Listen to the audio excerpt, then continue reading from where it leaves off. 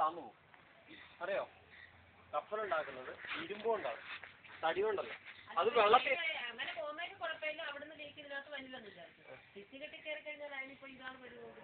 പൊങ്ങിയേ പോകുള്ളൂ, അല്ലാണ്ട് പൊട്ടല ചീറ്റിലുണ്ടാവില്ല. ഇത് വള്ളിച്ച് പോകുന്ന വട്ടം ഒടിഞ്ഞു പോകുന്ന നമുക്ക് ഒരു ഇത് വട്ടം ഒടിഞ്ഞൊന്നും പോകില്ല. വട്ടമൊക്കെ ഒടിഞ്ഞു പോകാൻ താഴ്ന്നു പോയി. ഇപ്പൊ സാധാരണ നമ്മള് ടാങ്ക് കെട്ടി വട്ടം ഒടിഞ്ഞു അല്ലെ വിള്ളല് പറ്റിയാ പോയി. ഇതങ്ങനെയുള്ള സംഭവം.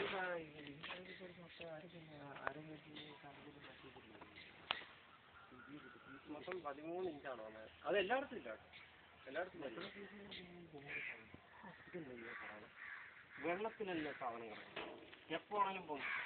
വെള്ളത്തിന്റെ നമുക്കറിയാലോ, ഒരു ഘനമീറ്ററിൽ ഇത്ര ഘനം അത് വലിക്കുള്ളൂ, ഇത്ര ലോഡ് അയക്കുള്ളൂ. അതിൽ കൂടുതലുണ്ടെങ്കിൽ മാത്രമേ താന്നുള്ളൂ, നമുക്ക് വലിക്കുള്ളൂ അല്ലേ?